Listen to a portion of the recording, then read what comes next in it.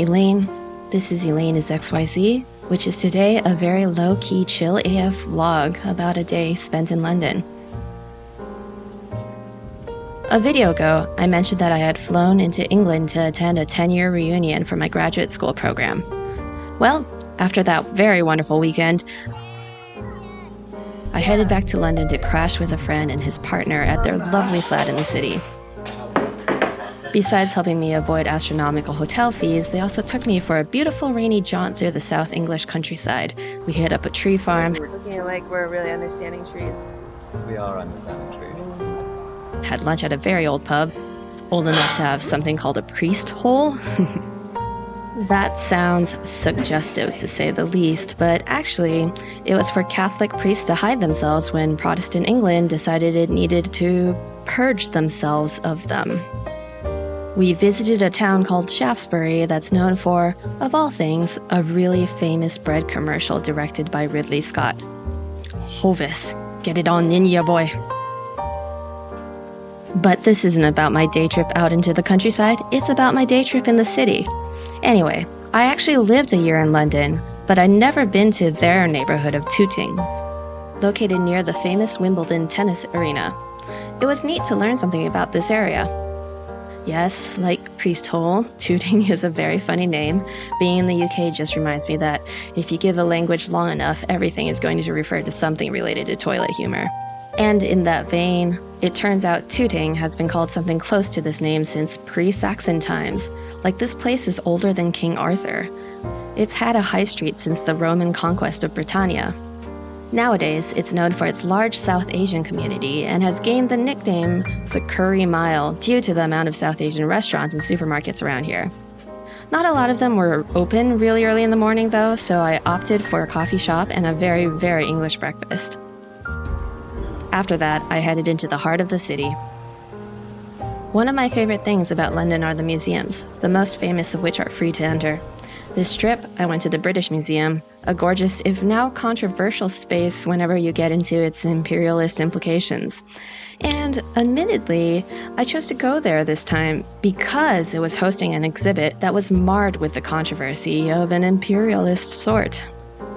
Their flagship exhibit of the summer is China's Hidden Century, about the late Qing dynasty. And in late June, it made waves in the China Twitterverse after writer and translator Yilin Wang discovered that her translations of poetry by the 19th century feminist revolutionary Qiu Jin had been featured in it without anyone asking for permission or giving her credit. Qiu Jin, by the way, was a Fujianese feminist. She advocated for a woman's right to marry who they chose, get educated, and stop having their feet bound. She was executed by the Qing state after a failed uprising and declared a martyr in the Republican era.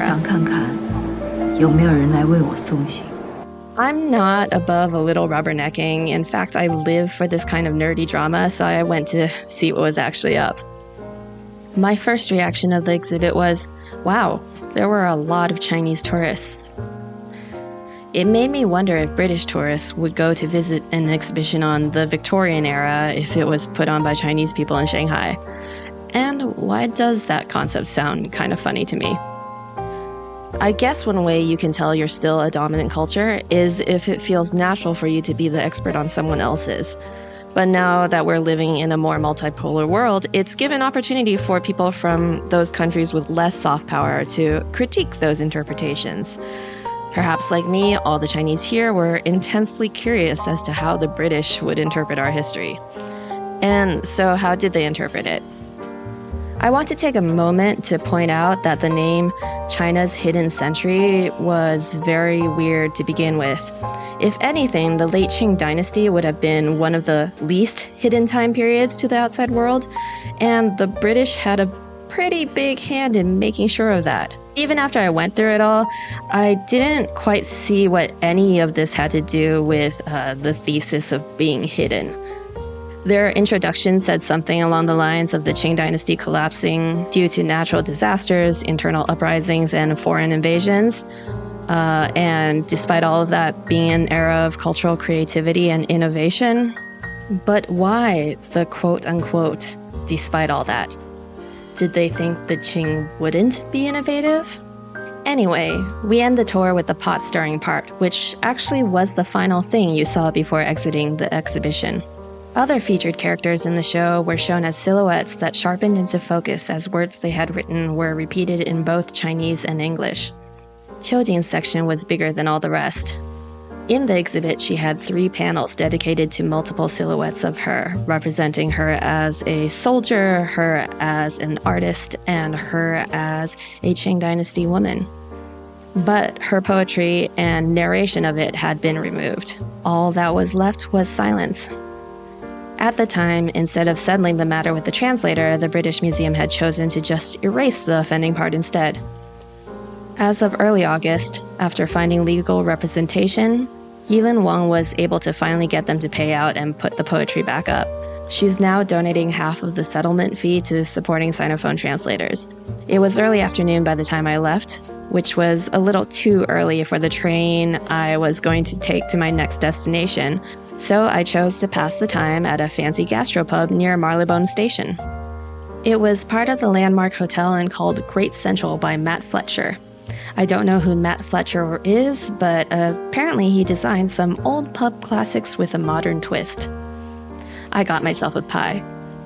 You know, British food is the butt of many a joke around the world, but I actually don't mind it. I find comfort in its basic heartiness. In this case, a good stew topped by a puff pastry and a lovely pint were just what I wanted to accompany my book while I passed the time away. After that thoroughly satisfactory detour, it was off to the station to meet my good friend taking me to Oxford. And that was a day in London. See you next time, doing whatever it is I'm doing.